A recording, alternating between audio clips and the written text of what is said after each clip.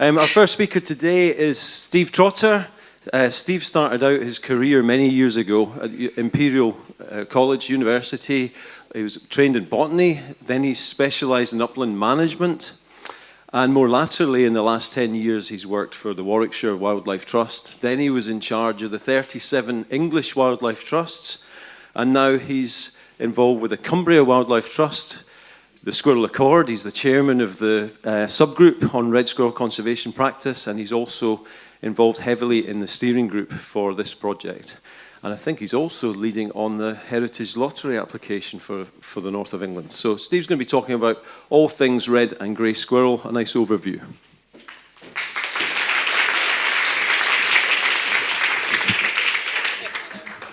Okay. Great, thank you very much, Craig. It's great to be here. I've just spent 5 minutes talking to David Everest about stories of people falling off stages while doing presentations, so I'm now very nervous, but never mind. Thank you, Dave. Thank you, David. I'll try not to walk backwards. It's brilliant to be amongst a gathering of people who are on the front line and at the cutting edge of dealing with some of the planet's biggest issues in terms of biodiversity and invasive alien species. In the red squirrel community, we're only all too aware of the disastrous impact of invasive alien species, obviously the devastating effect that greys are having on our native red squirrels. And this talk is really an introductory talk, an overview, looking at the wider context of invasive non-native issues. So I'm going to spread out to talk about really three things.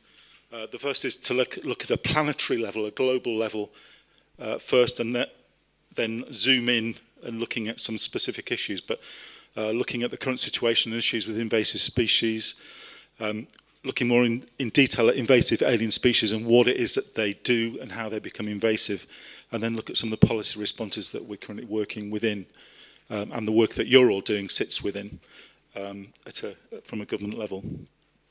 So I guess the first thing is to helicopter out and look at the global picture.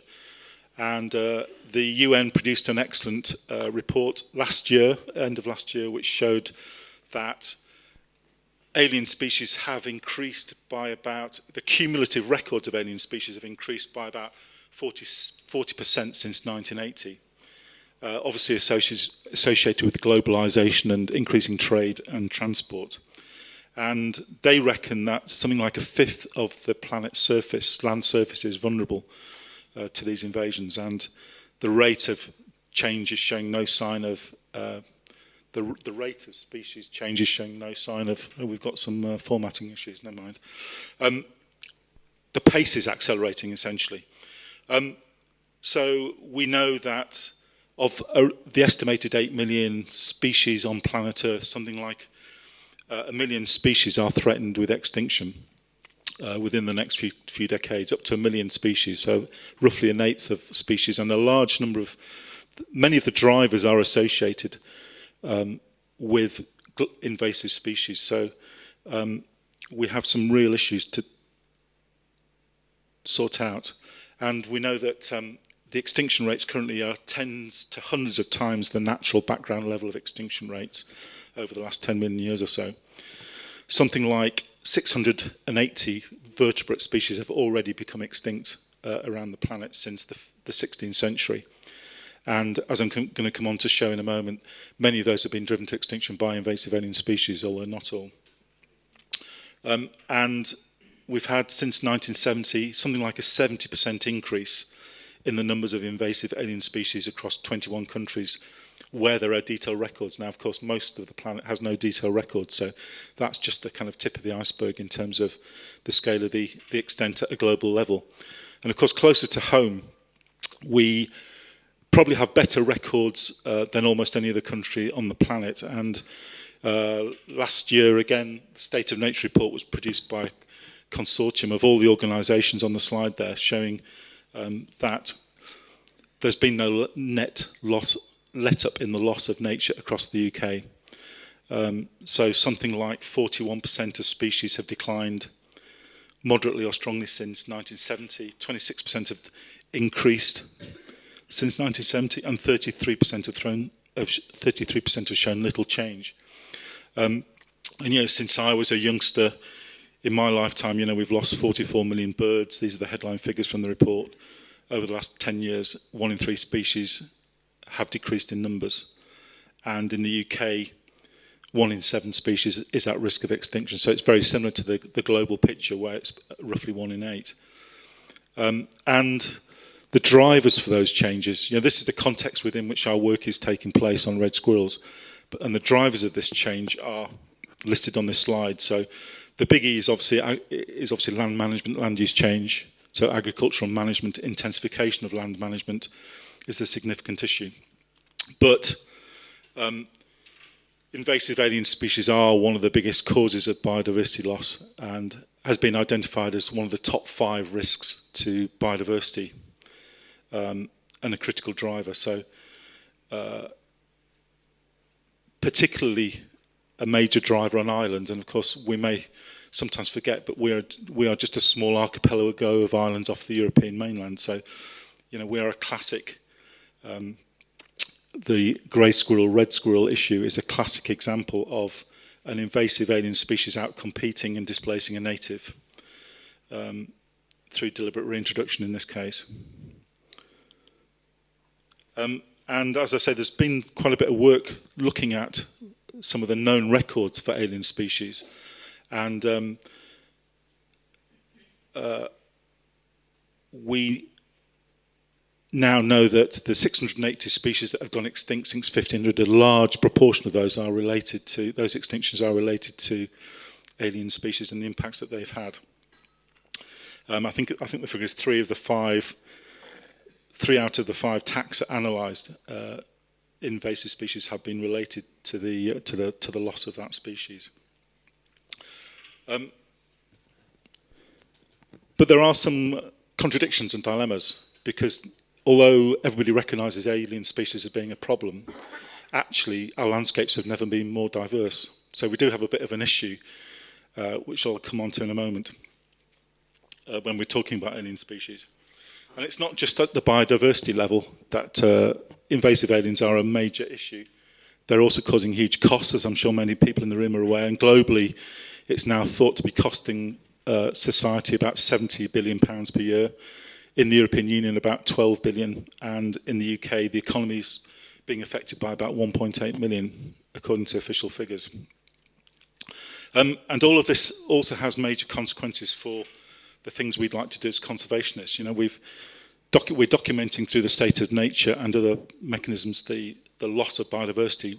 We need to turn those curves around and to restore and refresh and reinvigorate our native ecosystems if we're going to be more resilient in the future. And the agenda for nature recovery often involves the mantra on the screen here, which is driven by the government's Making Space for Nature report, which talks about creating bigger, more connected landscapes. And this poses an interesting issue, because this kind of approach may also encourage invasive alien species. So there is an argument that says, actually, if we're trying to protect certain species, we need to, creating islands could be one way of actually helping them. So we face some real dilemmas, both philosophically and in practice. So what are invasive aliens and what do they do? Now clearly, alien species are animals, plants or other organisms that are introduced by humans. That's fairly clear, either intentionally or accidentally, into places outside their natural ranges. And that's the critical point. Now, as I mentioned a moment ago, we've never actually had so many species in the UK. We are more diverse now, biodiverse, than we've ever been. But some of those aliens become classified as invasives because of their behaviour. So some of them become, a small proportion become badly behaved, become established and negatively impact on our native biodiversity, as well as occasionally on the ecosystem services on which we depend. And our friend the grey squirrel is actually in the global top 100 of the worst invasives on the planet. as measured by the IUCN.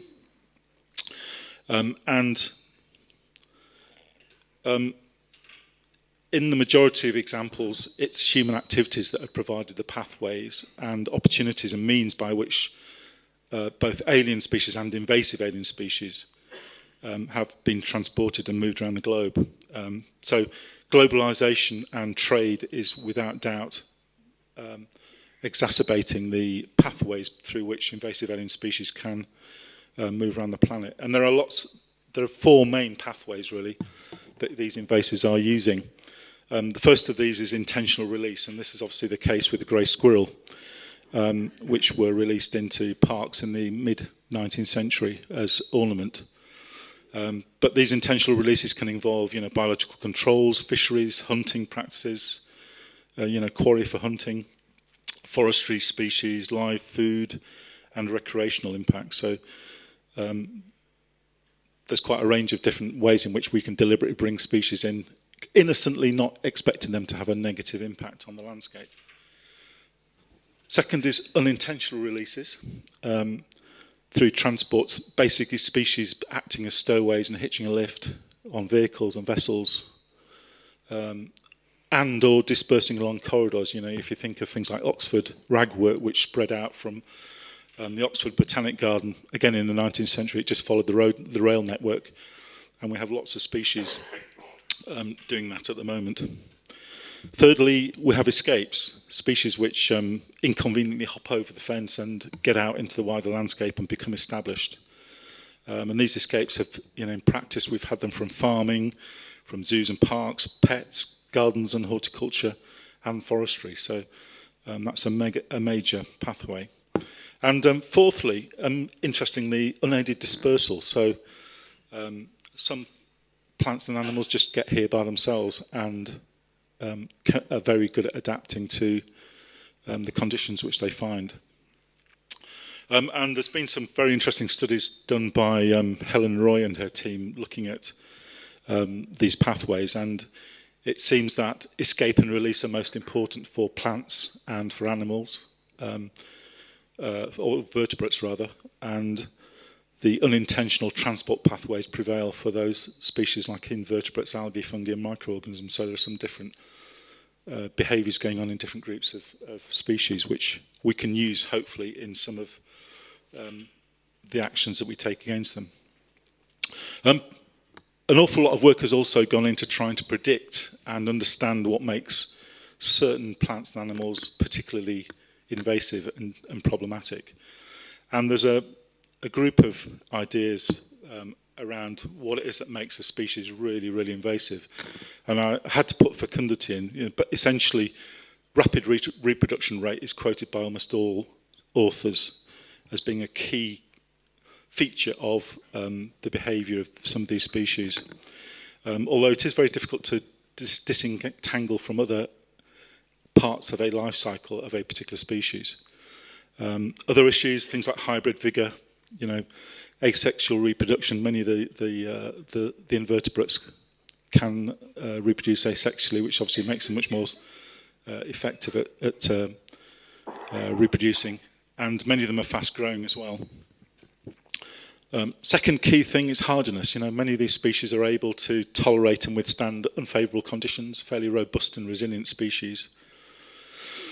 They have a capacity to live with us, and some may argue that we are actually one of the predominant invasive species on the planet, but as a species, but we adapt and amend and modify our environment significantly, and many of these invasive species have a capacity to live within the opportunities that we create for them. They also obviously have to have very strong powers of dispersal.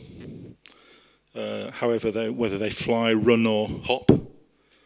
And often when a species is moved around the planet, they leave their natural enemies behind, and so are freed, their populations are freed to a large degree from the constraining effect of predators or disease. And there have been some really interesting studies on this. With plants, for example, alien invasive plant species tend to have 84% fewer fungi, apparently, and 24% fewer viruses. So they do get away from factors which hold them back in their native environments. And fascinatingly, starlings, for example, in the USA, where they're a major pest problem, European starlings have only 22 parasites in America, whereas in Europe, in their native range, have over 70 parasites. So this is a real effect. But increasingly, it looks like over time, natural enemies within the new territories will gradually adapt and start to hold populations in check, although that seems to be taking a very long time with some species. Another issue, naivety of prey. So sometimes, for example, to new predators like mink and cats, the Mediterranean cat, which we all keep in our houses, many of our native species are completely naive and unadapted to their behaviour. But it also can work in reverse, and hopefully that's what's happening with pine martens and grey squirrels. The greys are more naive than our reds to the presence of pine martens. Yes, that's just a water vole to show the impact of mink. And finally, the issue of hybridization. And this seems to be becoming quite an issue amongst some particular groups. So whether it's bluebells or wildcat. So there's a lot of issues. There's a lot of potential features of invasive species which confer them to be, which help them to be so successful. But there are no single common set of features which you can use to identify an alien species on its way across Europe towards the UK. We can't instantly tell which species will be a big problem. Although, again, work by Professor Helen Roy has established that you can have a good attempt at that, and you can try and identify some of the species which might be successful. And they published a work in 2014 which listed a long list of potential invasive species, of which something like 7 have arrived. So, it is possible to try and predict these things. And I said earlier that the rate of arrival of non-native invasive species has been increasing. And if you look, this graph here shows the number of arrivals of new invasive species up to about 1800. And as globalization and world trade started to take off and increase, you can see that other species followed us. So this is up to 1900, 1950, and 2000. So over the last few decades, globalization has definitely increased the movement of people and goods, and significantly increased the number of invasive alien species that we're seeing. And it's something like a third of all of the invasive species that we've seen around the planet have been moving since about 1950-60. So it's a significant change that we need to be careful, we need to be very aware of. Sorry? Okay.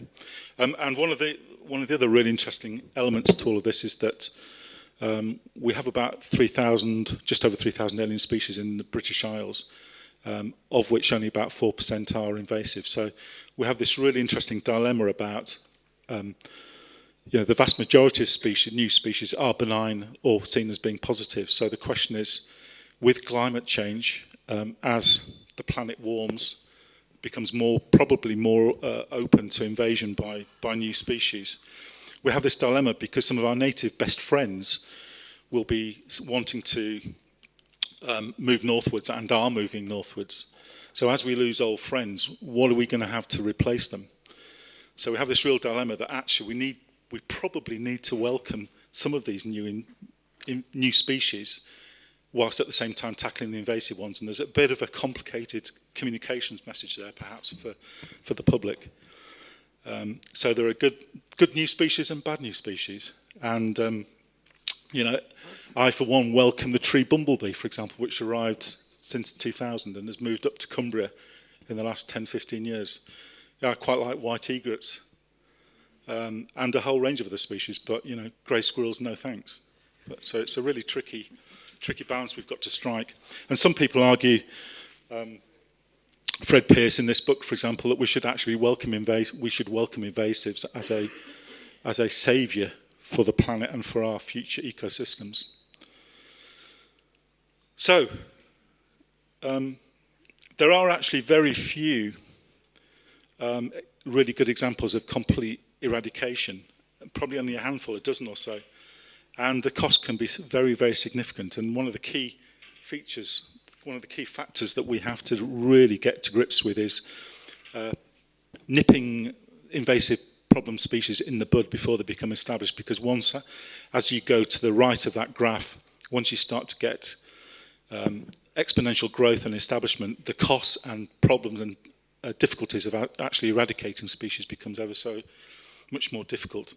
And that's the situation we're probably in with greys. You know, we're right over onto that right-hand side of the graph, and we need to find new and innovative ways of tackling them. And just very quickly, finally, we do sit within this wider international context, policy context, set largely by the HE. You remember the HE conference a few years ago, Target 9, which requires governments to control invasive species and the pathways in which they enter signatory countries. And so we have now signed up, even though we're leaving Europe, signed up to the EU regulation on invasive alien species, and are translating that into UK legislation. And the government is committed, so it says, to continuing to uphold those international obligations on how we manage invasive species. So the key three issues are the controlling, monitoring, identifying, controlling, and taking effective action to manage particularly these 14 species, of which grey squirrel is on the list. End of last year, the Environmental Audit Committee reviewed the approach that the government has been taking through this invasive alien species enforcement and permitting order. And very usefully, mostly welcomed it, but identified some things that I think we in this room should be really concerned about. The first is that the government isn't providing enough funding needed to tackle the threats. The committee noted, as I'm sure everybody in this room is aware of, it's hundreds to thousands of times cheaper to prevent invasive species from establishing rather than tackling them once they are established. There needs to be a step change in awareness so that the public can assist in preventing the introduction of species and help in their eradication if necessary. And the committee recognised the really vital work that people like yourselves in this room are doing in terms of community groups and people, what they call a biosecurity citizens army, which is the only real way of effectively facing up to and tackling some of the threats that invasive species are creating. And the report was particularly timely, I thought, as the risk of invasive species is going to soar given the increase in new trade routes and new trade agreements, particularly as we leave Europe. And at the moment, the multi-billion pound cost to the economy is going to soar. And currently, expenditure on biosecurity in Britain the official figure is about £220 million per year.